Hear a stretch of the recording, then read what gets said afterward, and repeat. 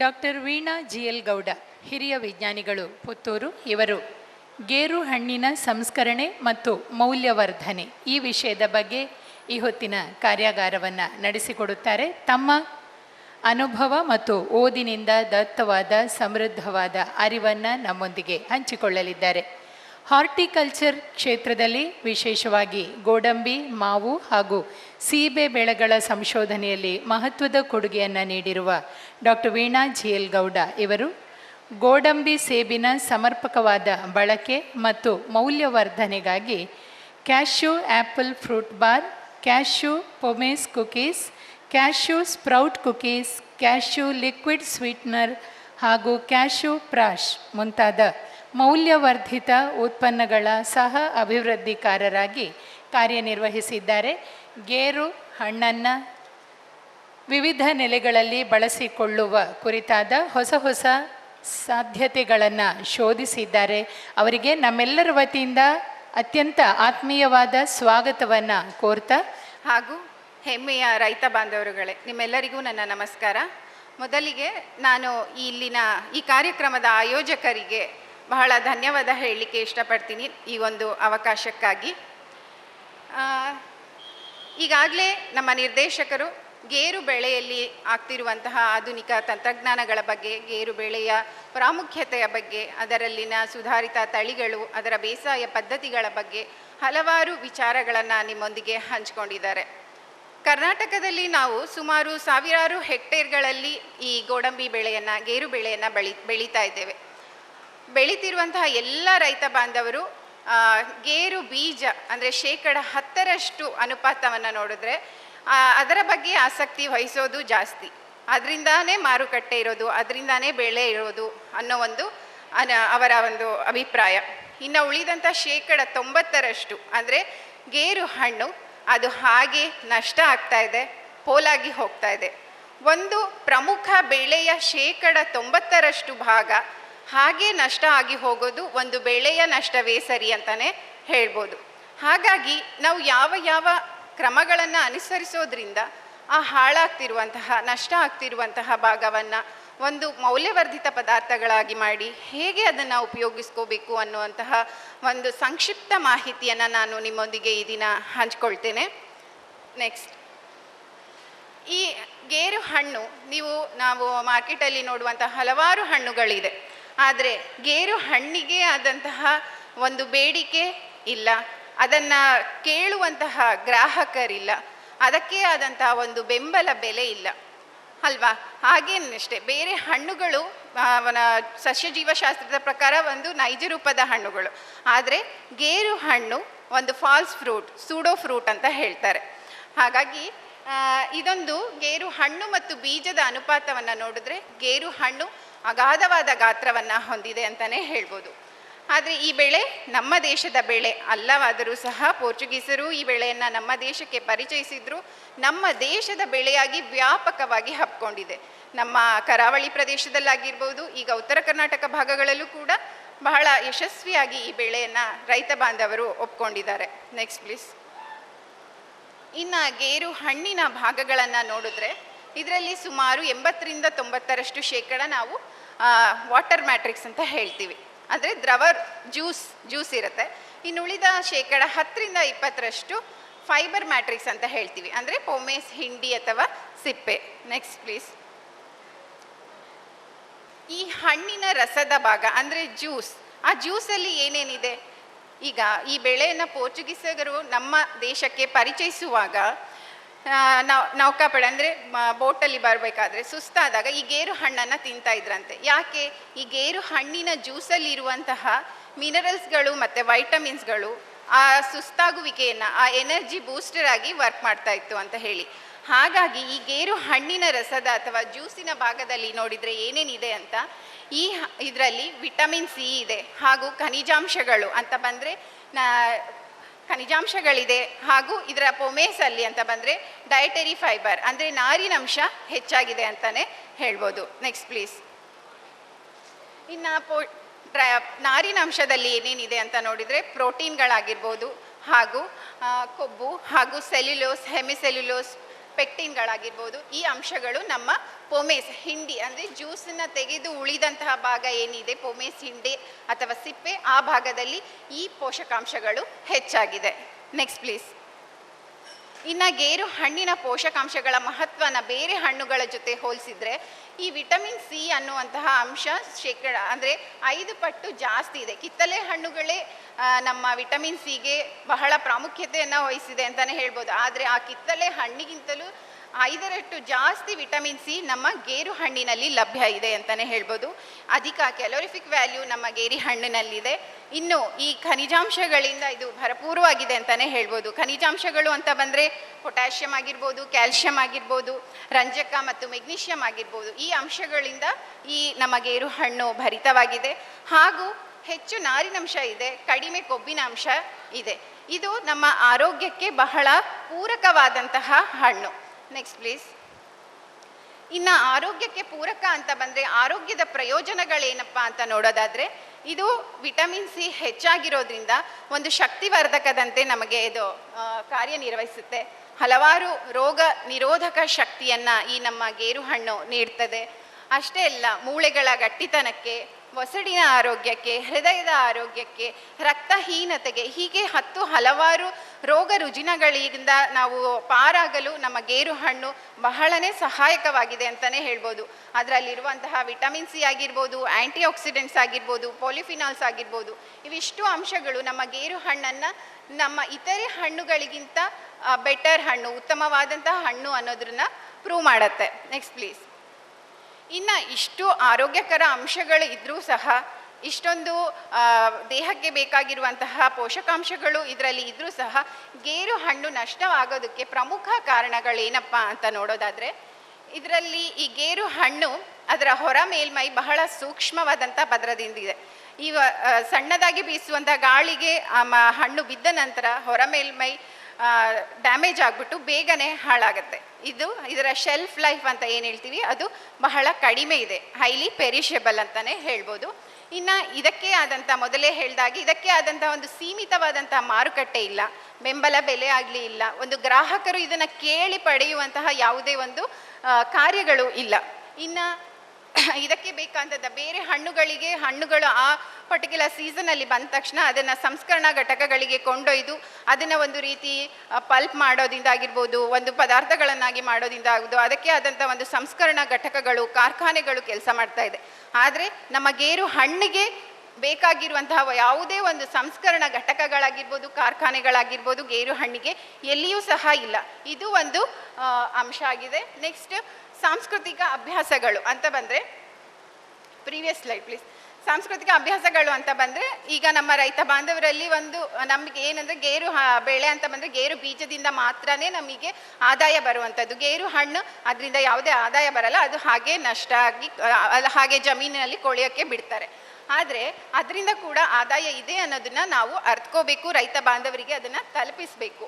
ಇನ್ನು ಸಾರಿಗೆ ಸವಾಲುಗಳು, ಮೊದಲೇ ಹೇಳಿದಾಗೆ ಈ ಗೇರು ಹಣ್ಣು ಬಹಳ ಸೂಕ್ಷ್ಮವಾದಂತಹ ಮೇಲ್ಮೈ ಹೊಂದಿರೋದ್ರಿಂದ ಇದನ್ನು ಬಹಳ ರೆಫ್ರಿಜರೇಟೆಡ್ ಕಂಡೀಷನ್ನಲ್ಲಿ, ಶೀತಲೀಕರಣ ವ್ಯವಸ್ಥೆಯಲ್ಲಿ ಒಂದು ಜಾಗದಿಂದ ಇನ್ನೊಂದು ಜಾಗಕ್ಕೆ ಅದನ್ನು ನಾವು ಕೊಂಡೊಯ್ಯಬೇಕು. ಹಾಗಾಗಿ ಸಾರಿಗೆ ಸಾಗಾಟ ವ್ಯವಸ್ಥೆ, ಅದಕ್ಕೆ ಆದಂಥ ಒಂದು ವ್ಯವಸ್ಥೆಯನ್ನು ಕಲ್ಪಿಸ್ಕೊಳ್ಬೇಕು, ಮಾಡಿಫೈ ಮಾಡ್ಕೋಬೇಕು. ಆಗ ನಾವು ಗೇರು ಹಣ್ಣನ್ನು ಒಂದು ಸಂಸ್ಕರಣೆ ಮಾಡೋದಾಗಿರ್ಬೋದು, ಅದಕ್ಕೆ ಆದಂತಹ ಒಂದು ಪ್ರಾಮುಖ್ಯತೆ ಕೊಡೋದ್ರ ಬಗ್ಗೆ ಯೋಚನೆ ಮಾಡ್ಬೋದು. Next please. ಇನ್ನೊಂದು ಪ್ರಮುಖ ಅಂಶ, ಇದೆಲ್ಲ ಬಿಟ್ಟು ಇನ್ನೊಂದು ಪ್ರಮುಖ ಅಂಶ ಅಂತ ಬಂದರೆ, ಗೇರು ಹಣ್ಣನ್ನು ತಿಂದಾಗ ಆಗುವಂತಹ ಒಗರುವಿಕೆ ಅಥವಾ ಗಂಟಲು ಕೆರೆತ ಆಗುವಂತಹ ಒಂದು ಅನುಭವ. ಯಾಕೆ ಅಂತ ಬಂದರೆ, ಇದರಲ್ಲಿರುವಂತಹ ಟ್ಯಾನಿನ್ ಅನ್ನೋ ಅಂಶ ಈ ನಮ್ಮ ಗಂಟಲು ಕೆರೆತ ಅನ್ನುವಂತಹ ಅನುಭವಕ್ಕೆ ಕಾರಣವಾಗುತ್ತೆ. ಆದರೆ ಇದೊಂದು ಬಹಳ ದೊಡ್ಡದಾದ ಸಮಸ್ಯೆ ಅಲ್ಲ. ಇದನ್ನು ಒಂದು ಸಿಂಪಲ್ ಟೆಕ್ನಾಲಜಿ ಮೂಲಕ ಬಹಳ ಸುಲಭವಾದಂತಹ ವಿಧಾನದಿಂದ ಆ ಟ್ಯಾನಿನ್ ಅಂಶವನ್ನು ಕೂಡ ಕಡಿಮೆ ಮಾಡಿ ಅದನ್ನು ಒಂದು ಜ್ಯೂಸ್ ರೀತಿ ಸೇವನೆ ಮಾಡ್ಬೋದು ಅನ್ನೋದನ್ನು ನಾವು ಉಚಿತ ತರಬೇತಿ ಕಾರ್ಯಕ್ರಮಗಳನ್ನು ಕೊಟ್ಟು ತೋರಿಸಿದ್ದೇವೆ. ಈಗ ಆಲ್ರೆಡಿ ಇಲ್ಲಿರುವಂತಹ ಕಾರ್ಯಾಗಾರದಲ್ಲಿ ಒಂದಷ್ಟು ಜನ ಗೇರು ಹಣ್ಣಿನ ಜ್ಯೂಸನ್ನು, ಗಂಟಲು ಕೆರೆತ ಇಲ್ಲದೇ ಇರುವಂತಹ, ಟ್ಯಾನಿನ್ ಇಲ್ಲದೇ ಇರುವಂತಹ ಜ್ಯೂಸನ್ನು ನೀವೆಲ್ಲರೂ ಸೇವನೆ ಮಾಡಿದ್ದೀರಾ. Next please. ಇನ್ನು ಗೇರು ಹಣ್ಣಿನ ನಷ್ಟ ಮತ್ತು ಮಾರುಕಟ್ಟೆ ಸ್ಥಿತಿ ನೋಡೋದಾದರೆ, ನಮ್ಮ ಬೃಹತ್ ಪ್ರಮಾಣದ ಗೇರು ಹಣ್ಣು ಯಾವುದೇ ಶೇಕಡ ನಾವು ಎಷ್ಟು ಬೆಳೀತಾ ಇದ್ದೀವಿ ಅದರಲ್ಲಿ ಒಂದು 10ರಷ್ಟು ಅದನ್ನು ಮೌಲ್ಯವರ್ಧಿತ ಪದಾರ್ಥಗಳನ್ನಾಗಿ ಮಾಡ್ತಾ ಇದ್ದೀವೋ ಏನೋ. ಇನ್ನು ಉಳಿದಷ್ಟು ಗೇರು ಹಣ್ಣು ಹಾಗೆ ವ್ಯರ್ಥವಾಗಿ ಹೋಗ್ತಾ ಇದೆ. ಇನ್ನು ವಾರ್ಷಿಕ ಉತ್ಪಾದನೆಯನ್ನು ನೋಡೋದಾದರೆ ಸುಮಾರು ಒಂದು 60 ಲಕ್ಷ ಟನ್ನಷ್ಟು ಗೇರು ಹಣ್ಣು ನಮ್ಮ ಭಾರತದಲ್ಲಿ ಹಾಗೆಯೇ ವ್ಯರ್ಥವಾಗಿ ನಷ್ಟವಾಗಿ ಹೋಗ್ತಾ ಇದೆ. Next please. ಇನ್ನು ಗೇರು ಹಣ್ಣಿನ ಬಳಕೆಯನ್ನು ಹೆಚ್ಚಿಸುವ ಕ್ರಮಗಳು ಏನೇನು ಆಗಬೇಕು ಅಂತ ನೋಡೋದಾದರೆ ಜಾಗೃತಿ ಅಭಿಯಾನ ಕಾರ್ಯಕ್ರಮಗಳು ನಡಿಬೇಕು. ಯಾಕೆ ಅಂತಂದರೆ ಮೊದಲಿಂದ ನಡ್ಕೊ ಬಂದಿರೋ ರೀತಿ ಏನು, ಗೇರು ಹಣ್ಣಲ್ಲಿ ಒಗರುವಿಕೆ ಇದೆ, ಅದನ್ನು ತಿನ್ನಲಿಕ್ಕಾಗೋದಿಲ್ಲ, ಅದರಿಂದ ಯಾವುದೇ ಪದಾರ್ಥಗಳನ್ನು ಮಾಡೋದಕ್ಕಾಗೋದಿಲ್ಲ ಅಂತ ಹೇಳಿ ಏನು ನಷ್ಟ ಮಾಡ್ತಾ ಇದ್ದಾರೆ. ಅದು ಒಂದು ಭಾವನೆ ತಪ್ಪು. ಅದರಿಂದ ಕೂಡ ನಾವು ಹಲವಾರು ಮೌಲ್ಯವರ್ಧಿತ ಪದಾರ್ಥಗಳನ್ನು ಮಾಡ್ಬೋದು, ಆರೋಗ್ಯಕ್ಕೆ ಪೂರಕವಾದಂತಹ ಮೌಲ್ಯವರ್ಧಿತ ಉತ್ಪನ್ನಗಳನ್ನು ತಯಾರಿಸ್ಬೋದು. ಅದಕ್ಕೆ ಆದಂತಹ ಜಾಗತಿಕವಾದ ಮಾರುಕಟ್ಟೆಯ ಸೌಲಭ್ಯ ಇದೆ ಅನ್ನೋದನ್ನು ನಮ್ಮೆಲ್ಲ ರೈತ ಬಾಂಧವರಿಗೆ ತಲುಪಿಸಬೇಕು. ಈ ರೀತಿ ಜಾಗೃತಿ ಕಾರ್ಯಕ್ರಮಗಳು ನಡೆದಾಗ ಮಾತ್ರ ಗೇರು ಹಣ್ಣಿಗೆ ಅದರೇ ಆದಂತಹ ಒಂದು ಪ್ರಾಮುಖ್ಯತೆ ಸಿಗ್ತದೆ ಅಂತಾನೆ ಹೇಳ್ಬೋದು. ಇನ್ನು ಬಹುಮುಖ್ಯವಾಗಿ ಬೇಕಾಗಿರುವಂತಹದ್ದು ಸಂಸ್ಕರಣಾ ಸೌಲಭ್ಯಗಳು.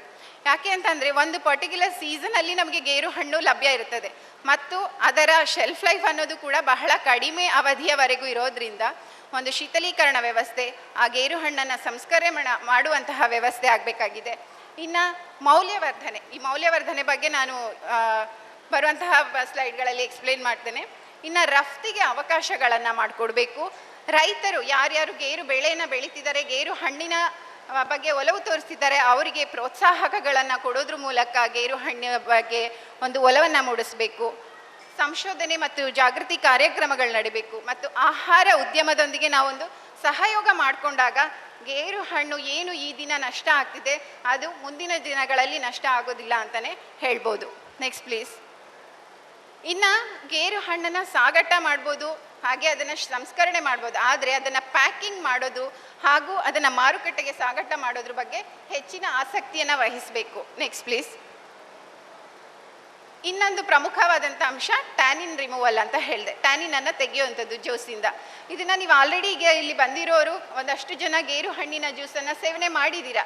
ಅದರಲ್ಲಿ ಟ್ಯಾನಿನನ್ನು ಕಂಪ್ಲೀಟಾಗಿ ತೆಗೆದಿದ್ದಾರೆ. ಹೇಗೆ ತೆಗೆದಿದ್ದಾರೆ, ಅದರಿಂದ ಹೇಗೆ ಟ್ಯಾನಿನ್ ರಿಮೂವ್ ಆಯಿತು ಅನ್ನೋದ್ರ ಬಗ್ಗೆ ಒಂದು ಚಿಕ್ಕ ವಿಡಿಯೋ ತುಣುಕು ಇದೆ, ಅದನ್ನು ನೋಡ್ಕೊಂಬರೋಣ. ಕ್ಲಾರಿಫಿಕೇಷನ್ ಅನ್ನೋದ್ರ ಬಗ್ಗೆ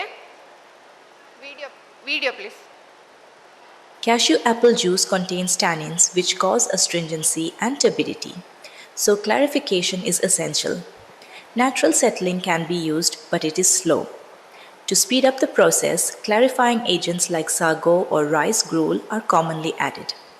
For example, sago is used at 2 to 5 grams per liter. It is powdered, cooked into a paste, and mixed with the juice. The mixture is then left undisturbed for about 20 to 30 minutes to allow impurities to settle. Similarly, rice gruel can also be prepared and added for clarification. After settling, the clear juice is carefully transferred, leaving behind the sediment. The clarified juice should be clear, less astringent, and free from suspended impurities, making it suitable for consumption or further processing such as pasteurization or beverage preparation. Next please. ನೋಡಿದ್ರಲ್ಲ ಈ video ತುಣುಕಲ್ಲಿ ಎಷ್ಟು simple ಆಗಿರುವಂತಹ ಒಂದು ವಿಧಾನದಲ್ಲಿ, ಅಂದರೆ ಒಂದು ಸಾಬುದಾನ, ಒಂದು litre ಗೇರು ಹಣ್ಣಿನ ಜ್ಯೂಸಿಗೆ ಒಂದು 5 ಗ್ರಾಮ್ 2ರಿಂದ 5 ಗ್ರಾಮ್ ಅಷ್ಟು ಸಾಬುದಾನದ ಪೇಸ್ಟನ್ನು ಹಾಕಿ ಇಡೋದ್ರಿಂದ, ಒಂದು 20 ರಿಂದ 30 ನಿಮಿಷ ಇಡೋದ್ರಿಂದ ಕಂಪ್ಲೀಟಾಗಿ ಆ ಗೇರು ಹಣ್ಣಿನಲ್ಲಿ ಏನು ಒಗರು ರುಚಿ ಬರ್ತಾ ಇದೆ ಅದನ್ನು ಕಂಪ್ಲೀಟಾಗಿ ತಗ್ಗಿಸ್ಬಿಟ್ಟು ನಮಗೆ ಕ್ಲಿಯರ್ ಆಗಿರುವಂತಹ ಯಾವುದೇ ಸಕ್ಕರೆಯನ್ನು ಆ್ಯಡ್ ಮಾಡ್ದಲೇ ಇರುವಂತಹ, ಯಾವುದೇ ಪ್ರಿಸರ್ವೇಟಿವ್ನ ಆ್ಯಡ್ ಮಾಡ್ದಲೇ ಇರುವಂತಹ ಪರಿಪೂರ್ಣವಾದಂತಹ ಒಂದು ನೈಸರ್ಗಿಕ ಪೇಯ ರೆಡಿ ಆಗ್ತದೆ. ಇದು ಒಂದು ಬಹಳ ಸುಲಭವಾದಂತಹ ವಿಧಾನ. ಸೊ ಇದನ್ನು ನಾವು ಅಳವಡಿಸಿಕೊಳ್ಳೋದ್ರ ಮೂಲಕ ನಾವು ಹೇಗೆ ಮಾರುಕಟ್ಟೆಗೆ ಹೋಗಿ ಮಾವಿನ ಹಣ್ಣಿನ ಜ್ಯೂಸನ್ನು ಕೇಳ್ತೀವೋ, ಕಿತ್ತಳೆ ಹಣ್ಣಿನ ಜ್ಯೂಸನ್ನು ಕೇಳ್ತೀವೋ, ಅಥವಾ ಪೈನಾಪಲ್ ಜ್ಯೂಸನ್ನು ಕೇಳ್ತೀವೋ, ಮುಂದೆ ಒಂದು ದಿನ ಈ ತಂತ್ರಜ್ಞಾನವನ್ನು ಬಳಸಿಕೊಂಡ್ರೆ ಗೇರು ಹಣ್ಣಿನ ಜ್ಯೂಸನ್ನು ಕೂಡ ನಾವು ಕೇಳಿ ಪಡೆದು ಕುಡಿಯೋದು ನಮ್ಮ ಆರೋಗ್ಯಕ್ಕೆ ಪೂರಕವಾದಂತಹ ಲಭ್ಯಗಳನ್ನು ಪಡ್ಕೋಬೋದು ಅನ್ನೋದಕ್ಕೆ ಎರಡನೇ ಮಾತಿಲ್ಲ. ಇನ್ನು ಈ ವಿಧಾನವನ್ನು, ಈ ತಂತ್ರಜ್ಞಾನವನ್ನು ಪಡೆದು ಗುತ್ತಿಗಾರಿನಲ್ಲಿ ಶ್ರೀಮತಿ ಲತಾ ಅವರು ತಮ್ಮದೇ ಆದಂತಹ ಒಂದು ಜ್ಯೂಸ್ ಘಟಕವನ್ನು ಆರಂಭಿಸಿದ್ದಾರೆ. ಅವರಿಗೂ ಕೂಡ ಇದು ಬಹಳ ಆಸಕ್ತಿ ಇದ್ದು ಬಹಳ ಲಾಭದಾಯಕವಾಗಿದೆ ಅನ್ನೋಂತಹ ಒಂದು ಫೀಡ್ಬ್ಯಾಕನ್ನು ಕೊಟ್ಟಿದ್ದಾರೆ. Next please. ಇನ್ನು ಗೇರು ಹಣ್ಣಿನ ಮೌಲ್ಯವರ್ಧನೆ ಬಗ್ಗೆ ಹಲವಾರು ಸಂಸ್ಥೆಗಳು ಕಾರ್ಯನಿರ್ವಹಿಸ್ತಿದೆ. ಅದರಲ್ಲಿ ಒಂದು ಕೇರಳದ ಗೇರು ಸಂಶೋಧನಾ ಕೇಂದ್ರ ಮಡಕತರದಲ್ಲಿರೋದು. ಹಲವಾರು ಮೌಲ್ಯವರ್ಧಿತ ಪದಾರ್ಥಗಳನ್ನು ಇವರು ಮಾಡಿದ್ದಾರೆ. ಯಾರಾದರೂ ಆಸಕ್ತರಿದ್ದರೆ ಅವರ ಪದಾರ್ಥಗಳಲ್ಲಿ ಅಲ್ಲಿ ಹೋಗ್ಬಿಟ್ಟು ನೀವು ಅಲ್ಲಿ ತರಬೇತಿಯನ್ನು ಪಡ್ಕೊಳ್ಬೋದು.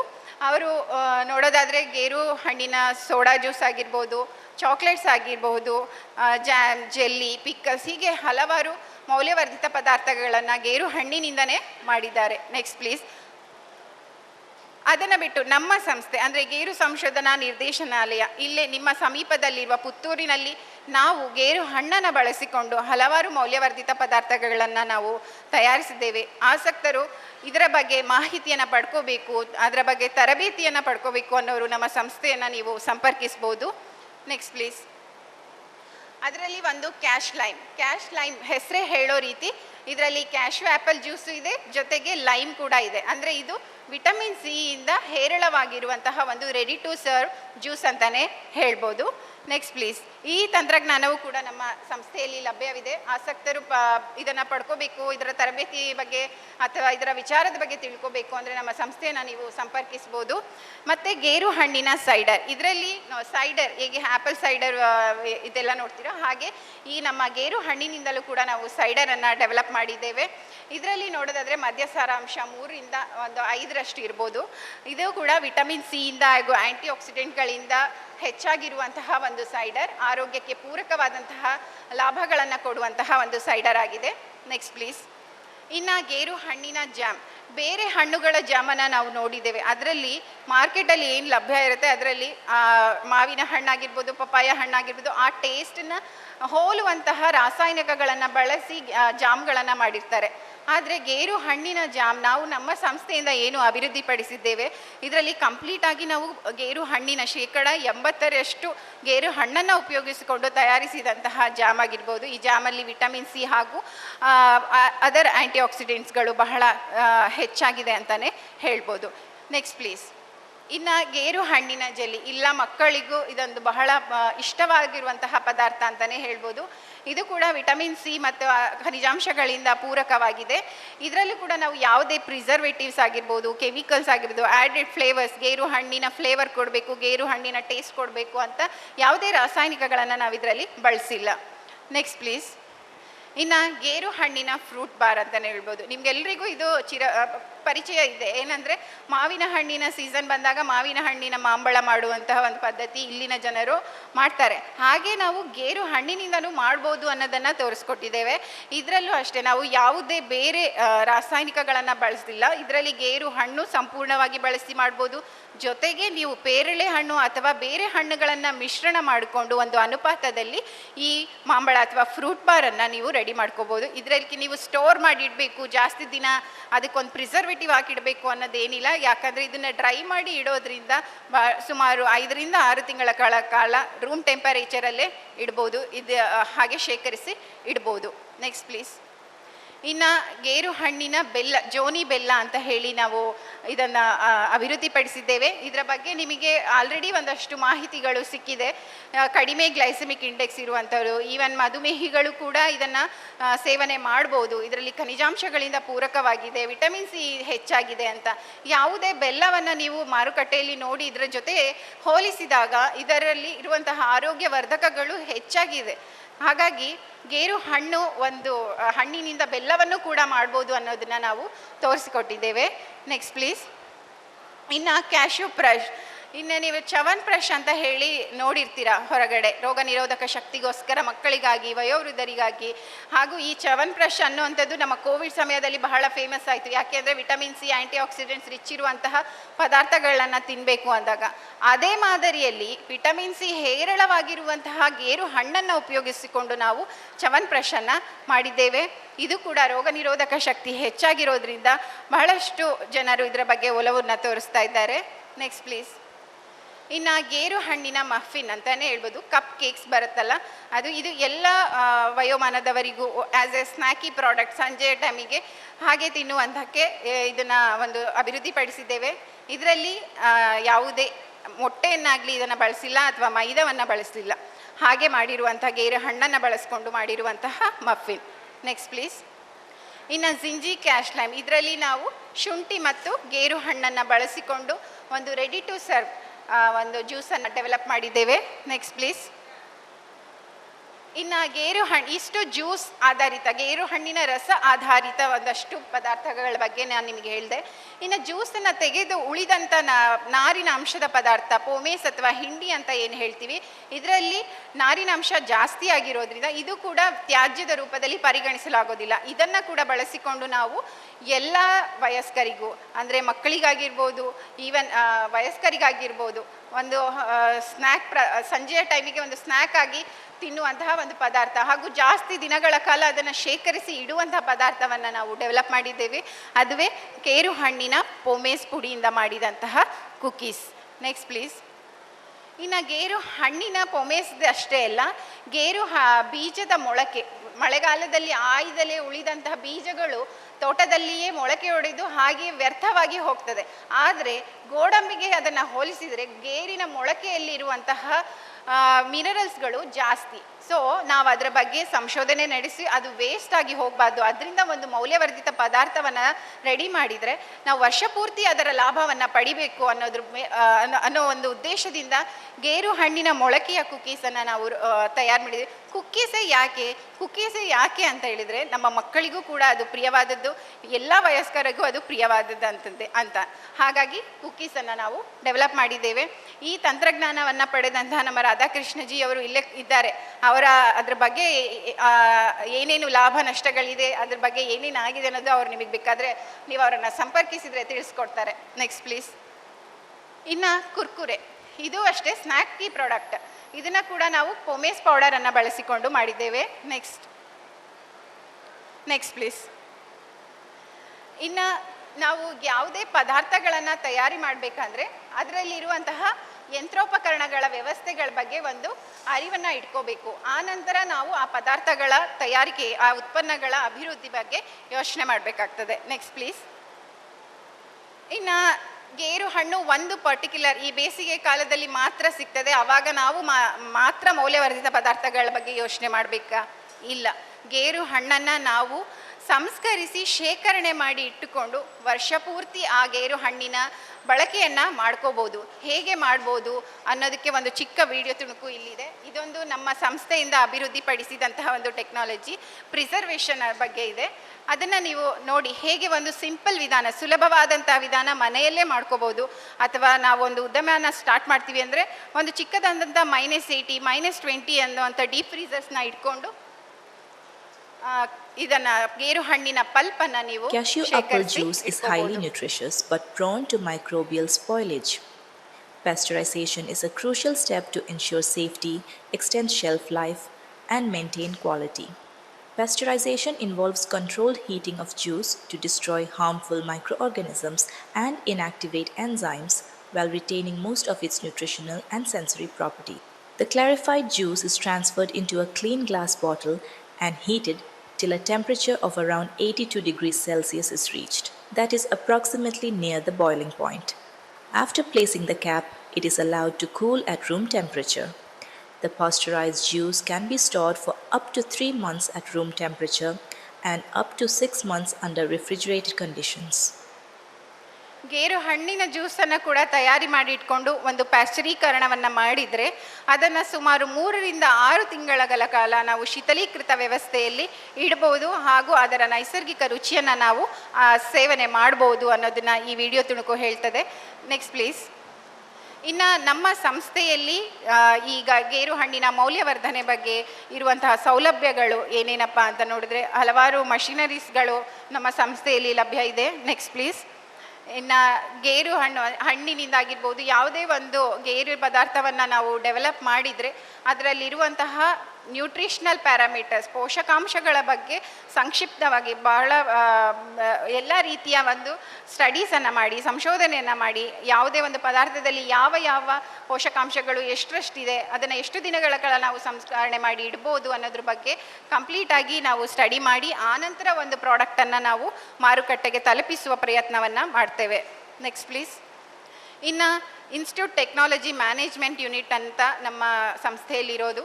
ನಮ್ಮ ಸಂಸ್ಥೆಯಲ್ಲಿ ಅಭಿವೃದ್ಧಿಪಡಿಸಿದಂತಹ ಎಲ್ಲ ತಂತ್ರಜ್ಞಾನಗಳನ್ನು ರೈತ ಬಾಂಧವರಿಗೆ ತರಬೇತಿಯನ್ನು ಕೊಟ್ಟು, ಅದರಲ್ಲಿರುವ ಆಸಕ್ತರನ್ನು ಕರೆಸಿ ತರಬೇತಿಗಳನ್ನು ಕೊಟ್ಟು ಆ ತಂತ್ರಜ್ಞಾನವನ್ನು ತಲುಪಿಸುವ ಪ್ರಯತ್ನವನ್ನು ನಾವು ಮಾಡ್ತಾ ಇದ್ದೇವೆ. Next please. ಅಷ್ಟೇ ಅಲ್ಲ, ಅಗ್ರಿ ಬಿಸ್ನೆಸ್ ಇನ್ಕ್ಯುಬೇಷನ್ ಹೆಸರೇ ಹೇಳೋ ಹಾಗೆ ಬೇಸಾಯದಲ್ಲಿ ಯಾರೇ ಒಬ್ಬರು ಒಂದು ಉದ್ಯಮವನ್ನು ಶುರು ಮಾಡ್ಕೋಬೇಕು ಅಂತ ಆಸಕ್ತಿ ಇದ್ದು ಬಂದವರು ಈ ಅಗ್ರಿ ಬಿಸ್ನೆಸ್ ಇನ್ಕ್ಯುಬೇಷನ್ ಯೂನಿಟನ್ನು ಸಂಪರ್ಕಿಸಿದರೆ ನೀವು ನಿಮ್ಮ ಒಂದು ವಿಚಾರವನ್ನು ನಮ್ಮಲ್ಲಿ ಹಂಚಿಕೊಂಡು ಅದಕ್ಕೆ ಪೂರಕವಾದಂತಹ ಮಾಹಿತಿಯನ್ನು ಪಡೆದು ಅದರ ಜೊತೆಗೆ ತರಬೇತಿಯನ್ನು ಪಡೆದುಕೊಂಡು ನೀವು ಆ ಅಗ್ರಿ ಬಿಸ್ನೆಸ್ಸಲ್ಲಿ ಒಂದು ಬಿಸ್ನೆಸ್ ಅಥವಾ ಸ್ಟಾರ್ಟಪ್ಪನ್ನು ಹೇಗೆ ಸ್ಟಾರ್ಟ್ ಮಾಡ್ಬೋದು ಅನ್ನೋದ್ರ ಬಗ್ಗೆ, ಅದರಲ್ಲೂ ಗೇರಿನ ಬಗ್ಗೆ, ಗೋಡಂಬಿ ಆಗಿರ್ಬೋದು, ಗೇರು ಹಣ್ಣಲ್ಲಾಗಿರ್ಬೋದು, ಪರಿಪೂರ್ಣವಾದಂತಹ ಮಾಹಿತಿಯನ್ನು ನಿಮಗೆ ಕೊಡ್ತೇವೆ. Next please. ಈ ಎಲ್ಲ ಫೋಟೋಸಲ್ಲಿ ನೋಡ್ತಾ ಇರ್ಬೋದು, ಆಸಕ್ತರು ಬಂದು ಗೇರು ಬೀಜದ ಪ್ರೋಸೆಸಿಂಗ್ ಆಗಿರ್ಬೋದು, ನೆಕ್ಸ್ಟ್ ಪ್ಲೀಸ್, ಗೇರು ಬೀಜಗಳ ಗೇರು ಬೀಜದ ಮೌಲ್ಯವರ್ಧನೆ ಬಗ್ಗೆ ತರಬೇತಿಯನ್ನು ಪಡೆದು ಸರ್ಟಿಫಿಕೇಟನ್ನು ಪಡೆದು ಹೊರಗಡೆ ಹೋಗಿ ಅವರದ್ದೇ ಆದಂಥ ಒಂದು ಬಿಸ್ನೆಸ್ಸನ್ನು ಸ್ಟಾರ್ಟ್ ಮಾಡಿದ್ದಾರೆ, ಯಶಸ್ವಿಯಾಗಿದ್ದಾರೆ. Next please. ಇನ್ನು ಅಷ್ಟೇ ಅಲ್ಲ, ಕೆಲವು ರೈತ ಬಾಂಧವರಿಗೆ ಉಚಿತವಾದಂತಹ ತರಬೇತಿ ಕಾರ್ಯಕ್ರಮಗಳನ್ನು ನಾವು ಕೊಡ್ತಾ ಇದ್ದೇವೆ. ಯಾಕೆ ಅಂತಂದರೆ ಈಗ ಒಂದು ಸಿಂಪಲ್ ಟೆಕ್ನಾಲಜಿ, ಟ್ಯಾನಿನನ್ನು ಹೇಗೆ ಗೇರು ಹಣ್ಣಿನ ಜ್ಯೂಸಿಂದ ಸಪ್ರೇಟ್ ಮಾಡ್ಬೋದು, ಗೇರು ಹಣ್ಣಿನ ಜ್ಯೂಸನ್ನು ಹೇಗೆ ನಾವು ಶೇಖರಿಸಿಡ್ಬೋದು, ಗೇರು ಹಣ್ಣಿನ ಪಲ್ಪ್ ಮಾಡಿ ಹೇಗೆ ಅದನ್ನು ಶೇಖರಿಸಿಡ್ಬೋದು, ಇವೆಲ್ಲ ಸುಲಭವಾದಂಥ ತಂತ್ರಜ್ಞಾನಗಳು ರೈತ ಬಾಂಧವರಿಗೆ ಮುಟ್ಟಬೇಕು. ಆವಾಗ ಗೇರು ಹಣ್ಣಿನ ಮೌಲ್ಯವರ್ಧನೆ ಬಗ್ಗೆ ಅವರು ಆಸಕ್ತಿಯನ್ನು ತೋರಿಸ್ತಾರೆ ಅನ್ನುವ ಒಂದೇ ಒಂದು ಉದ್ದೇಶದಿಂದ ನಮ್ಮ ಸಂಸ್ಥೆ ಹಲವಾರು ಉಚಿತ ತರಬೇತಿ ಕಾರ್ಯಕ್ರಮಗಳನ್ನು ಹಮ್ಮಿಕೊಂಡು ಅದನ್ನು ನಡೆಸ್ಕೊಂಡು ಬಂದಿದ್ದೇವೆ. Next please. ಇನ್ನು ಅಷ್ಟೇ ಅಲ್ಲ, ಯಾರಾದರೂ ಅದರಲ್ಲಿ ಗೇರು ಹಣ್ಣಿನ ಬಗ್ಗೆ ಒಂದು ಉದ್ಯಮಶೀಲತೆಯನ್ನು ತೋರಿಸಬೇಕು ಅಂದಾಗ ಅವರಿಗೆ ಆಗಿ ಇಂಡಸ್ಟ್ರಿ ಇಂಟರ್ಫೇಸ್ ಮೀಟನ್ನು ಮಾಡಿ ಹಲವಾರು ವಿಚಾರಧಾರಣೆಗಳನ್ನು ನಾವು ಅಲ್ಲಿ ಹಂಚಿಕೊಂಡಿದ್ದೇವೆ. Next please.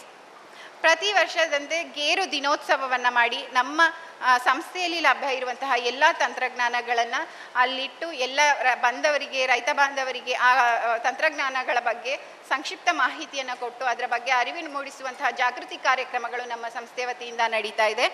Next please. ಇನ್ನು ಗೇರು ಹಣ್ಣಿನ ಮೌಲ್ಯವರ್ಧನೆಯಿಂದ ಜಾಗೃತಿಯಿಂದ ಪ್ರೇರೇಪಿತರಾಗಿ ಈ ಕ್ಷೇತ್ರದಲ್ಲಿ ಹೊಸ ಕ್ರಾಂತಿಯನ್ನು ಮೂಡಿಸ್ತಿರುವಂತಹ, ಹೊಸ ಉದ್ಯಮವನ್ನು ಆರಂಭಿಸಿರುವಂತಹ ಹಲವಾರು ರೈತ ಬಾಂಧವರು ನಮ್ಮ ಜೊತೆ ಇದ್ದಾರೆ. ಒಂದಷ್ಟು ಜನರ ಫೋಟೋಗಳನ್ನು ನಾನಿಲ್ಲಿ ನಿಮಗೆ ತೋರಿಸ್ತಿದ್ದೇನೆ. ಯಾಕೆ ಅಂತಂದರೆ ಇಲ್ಲಿರುವ ಆಸಕ್ತರು ಕೂಡ ಪ್ರೇರೇಪಿತಗೊಂಡು ತಮ್ಮದೇ ಆದಂತಹ ಒಂದು ಉದ್ಯಮವನ್ನು ಗೇರಿನಲ್ಲಿ ಪ್ರಾರಂಭಿಸಬೇಕು ಅನ್ನೋ ಒಂದೇ ಒಂದು ಉದ್ದೇಶದಿಂದ ಅವರ ಕೆಲವೊಂದು ಫೋಟೋನ ಇಲ್ಲಿ ನಾನು ತೋರಿಸ್ಲಿಕ್ಕೆ ಇಷ್ಟಪಡ್ತೇನೆ. Next please. ರಾಧಾಕೃಷ್ಣ ಅವರು ನಿತ್ಯ ಫುಡ್ ಪ್ರಾಡಕ್ಟ್ಸ್ ಅಂತ ಹೇಳಿ, ಅಭಿಜ್ಞಾನ ಫುಡ್ ಪ್ರಾಡಕ್ಟ್ಸ್ ಅಂತ ಹೇಳಿ ಪುತ್ತೂರವರು, ಇವರು ನಮ್ಮ ಗೇರು ಹಣ್ಣಿನ ಹಲವಾರು ಮೌಲ್ಯವರ್ಧಿತ ಪದಾರ್ಥಗಳ ತಂತ್ರಜ್ಞಾನಗಳ ಪರವಾನಗಿಯನ್ನು ತೆಗೆದುಕೊಂಡು ಬಹಳಷ್ಟು ಲಾಭದಾಯಕತೆಯನ್ನು ಅವರು ಪಡ್ಕೊಂಡಿದ್ದಾರೆ. ಅವರು ನಮ್ಮೊಂದಿಗಿದ್ದಾರೆ. ಯಾರಾದರೂ ಆಸಕ್ತರು ನೀವು ಅವರನ್ನು ಸಂಪರ್ಕಿಸಿ ವಿಚಾರಗಳನ್ನು ಹಂಚ್ಕೋಬೋದು. ನೆಕ್ಸ್ಟ್. ಇನ್ನು ಕೆನ್ಯೂಟ್ ಅರೋನಾ ಅಂತಾಗಿರ್ಬೋದು, ಅವರು ಅಷ್ಟೇ ಗೇರು ಹಣ್ಣಿನ ಜ್ಯೂಸ್, ಗೇರು ಹಣ್ಣಿನ ವೈನ್ ಅಂತ ಈ ರೀತಿ ಹಲವಾರು ಮೌಲ್ಯವರ್ಧಿತ ಪದಾರ್ಥಗಳನ್ನು ಬಹಳ ಸುಮಾರು ವರ್ಷಗಳಿಂದ ಮಾಡ್ಕೊಂಡು ಬಂದಿದ್ದಾರೆ. ಇನ್ನು ಶ್ರೀಯುತ ಅಶ್ವಥ್ ಅವರು ಗೇರು ಬೀಜಗಳಿಂದ ಮೌಲ್ಯವರ್ಧಿತ ಪದಾರ್ಥಗಳು, ಹಾಗೆ ಗೇರು ಹಣ್ಣಿನ ಹಲ್ವಾ ಮಾಡೋದ್ರ ಮೂಲಕ ಹೋದ್ವಾರ ನಡೆದಂಥ ಇದರಲ್ಲಿ ಅವರು ಭಾಗವಹಿಸಿ ಅವರು ಮಾಡಿದಂಥ ಪದಾರ್ಥಗಳನ್ನು ಸೇಲ್ ಮಾಡಿದ್ದಾರೆ. So next please. ಇನ್ನು ವಿಶ್ವಕೇಶವ ದಂಪತಿಗಳು, ಇವರು ಕೂಡ ಗೇರು ಹಣ್ಣಿನ ಬಗ್ಗೆ ಅವರ ಒಲವುಗಳನ್ನು ತೋರಿಸಿ ಬಹಳಷ್ಟು ಕೆಲಸ ಕಾರ್ಯಗಳನ್ನು ನಡೆಸ್ಕೊಂಡು ಬರ್ತಾ ಇದ್ದಾರೆ ಈ ದಂಪತಿಗಳು. ಇವರೆಲ್ಲರೂ ನಿಜವಾಗ್ಲೂ ಆದರ್ಶಪ್ರಾಯರು ಮತ್ತು ಸ್ಫೂರ್ತಿದಾಯಕರು. ನಮಗೆ ಹೇಳಬೇಕಂದ್ರೆ ಗೇರು ಹಣ್ಣಿನ ಬಗ್ಗೆ, ಮೌಲ್ಯವರ್ಧನೆ ಬಗ್ಗೆ ಯಾರ್ಯಾರು ಚಿಂತನೆ ನಿಮ್ಮ ತಲೆಯಲ್ಲಿ ಬಿತ್ತಿದೆಯೋ ಅವರು ನೀವು ಇವರನ್ನು ಸಂಪರ್ಕಿಸಿದ್ರೆ ಇದು ಮಾಡ್ಬೋದಾ ಮಾಡಬಾರ್ದಾ ಅನ್ನೋದ್ರ ಬಗ್ಗೆ ನೀವು ವಿಚಾರವನ್ನು ಹಂಚ್ಕೊಂಡಾಗ ಡೆಫಿನೆಟಾಗಿ ಹೇಳ್ತೀನಿ, ಅವ್ರು ನಿಮ್ಮನ್ನು ಇನ್ಸ್ಪೈರ್ ಮಾಡೋದ್ರಲ್ಲಿ ಎರಡನೇ ಮಾತೇ ಇಲ್ಲ. ಯಾಕೆಂದರೆ ಅವರ ಶ್ರಮ ಅಷ್ಟಿದೆ, ಅವರು ಅದರಲ್ಲಿ ಅಷ್ಟು ಯಶಸ್ವಿಯನ್ನು ಹೊಂದ್ತಾ ಇದ್ದಾರೆ. Next please. ಅಷ್ಟೇ ಇಲ್ಲ, ಗುತ್ತಿಗಾರಿನಲ್ಲಿ ಒಂದು ಗೇರು ಹಣ್ಣಿನ ಜ್ಯೂಸ್ನ ಒಂದು ಘಟಕವನ್ನು ಪ್ರಾರಂಭಿಸಿದಂಥ ಶ್ರೀಮತಿ ಲತಾರವರು ಕೂಡ ನಮ್ಮೆಲ್ಲರಿಗೂ ಒಂದು ಸ್ಫೂರ್ತಿದಾಯಕ. Next please. ಹಲವಾರು ದೈನಂದಿನ ಪತ್ರಿಕೆಗಳು, ದಿನಪತ್ರಿಕೆಗಳು ಗೇರು ಹಣ್ಣಿನ ಮೌಲ್ಯವರ್ಧನೆ ಬಗ್ಗೆ, ಗೇರು ಹಣ್ಣು ಏನು ನಷ್ಟ ಆಗಿ ಹೋಗ್ತಾ ಇದೆ, ಒಂದು ಬೆಳೆಯದ 90% ಭಾಗ ಏನು ನಷ್ಟ ಆಗಿ ಹೋಗ್ತಾ ಇದೆ ಅದ್ರ ಬಗ್ಗೆ ಅರಿವು ಮೂಡಿಸುವಂತಹ, ಜಾಗೃತಿ ಮೂಡಿಸುವಂತಹ ವಿಚಾರಧಾರೆಗಳನ್ನು ಅವರು ಹಂಚಿಕೊಂಡು ಎಲ್ಲರಿಗೂ ಅದನ್ನು ತಲುಪಿಸುವಂತಹ ವ್ಯವಸ್ಥೆಯನ್ನು ಮಾಡಿದ್ದಾರೆ. Next please.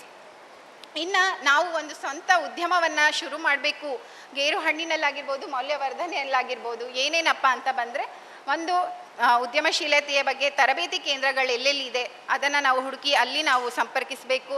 ಇನ್ನು ಅಗತ್ಯವಿರುವಂತಹ ಯಂತ್ರೋಪಕರಣಗಳ ಬಗ್ಗೆ ಮಾಹಿತಿಯನ್ನು ಪಡ್ಕೊಂಡಿರಬೇಕು. ಅಷ್ಟೇ ಅಲ್ಲದೆ ಸರ್ಕಾರದಿಂದ ಯಾವುದಾದ್ರೂ ಸಬ್ಸಿಡಿ ಸೌಲಭ್ಯಗಳು ಅವೈಲಬಲ್ ಇದೆಯಾ ಅನ್ನೋದನ್ನು ನೋಡ್ಕೋಬೇಕು. ಇನ್ನು ಕಡ್ಡಾಯವಾಗಿ ಬೇಕಾಗಿರುವಂಥದ್ದು ಪರವಾನಗಿಗಳು. ನೀವು ಲೈಸೆನ್ಸ್ ಪಡೆದು ಮಾಡಿದರೆ ಮಾತ್ರ ನಿಮ್ಮ ಪ್ರಾಡಕ್ಟ್ಗಳು ಮಾರ್ಕೆಟಲ್ಲಿ ಒಂದು ನಂಬಿಕಾರ್ಹ ಪದಾರ್ಥವಾಗಿ ಎಲ್ಲರೂ ಅದನ್ನು ಪರ್ಚೇಸ್ ಮಾಡೋದಕ್ಕೆ ಅವರು ಮುಂಬರ್ತಾರೆ. ಸೊ ಇದಿಷ್ಟು ಅಂಶಗಳು ಒಂದು ಮೌಲ್ಯವರ್ಧನೆ ಬಗ್ಗೆ ಎಲ್ಲರೂ ಯೋಚನೆ ಮಾಡಬೇಕಾಗಿದೆ. Next please. ಸೊ ಗೇರು ಹಣ್ಣು ಅಥವಾ ಗೇರು ಬೆಳೆ ಒಂದು ಲಾಭದಾಯಕ ಕೃಷಿ ಆಗಬೇಕು ಅಂತಿದ್ರೆ ಕೇವಲ ಗೇರು ಬೀಜದ ಬಗ್ಗೆ ಅಷ್ಟೇ ಅಲ್ಲದೆ ಗೇರು ಹಣ್ಣಿನ ಬಗ್ಗೆ ಅಪಾರ ಪೋಷಕಾಂಶಗಳ ಆಗರವಾಗಿರುವಂತಹ ಗೇರು ಹಣ್ಣಿನ ಬಗ್ಗೆ ನಾವು ಯಾವಾಗ ಒಲವು ತೋರಿಸ್ತೇವೋ ಆಗ ಮಾತ್ರ ಗೇರು ಒಂದು ಲಾಭದಾಯಕ ಕೃಷಿ ಆಗೋದ್ರಲ್ಲಿ ಎರಡನೇ ಮಾತಿಲ್ಲ ಅಂತ ಹೇಳ್ತಾ ನನ್ನ ಮಾತಿಗೆ ವಿರಾಮವನ್ನು ಹೇಳ್ತೇನೆ.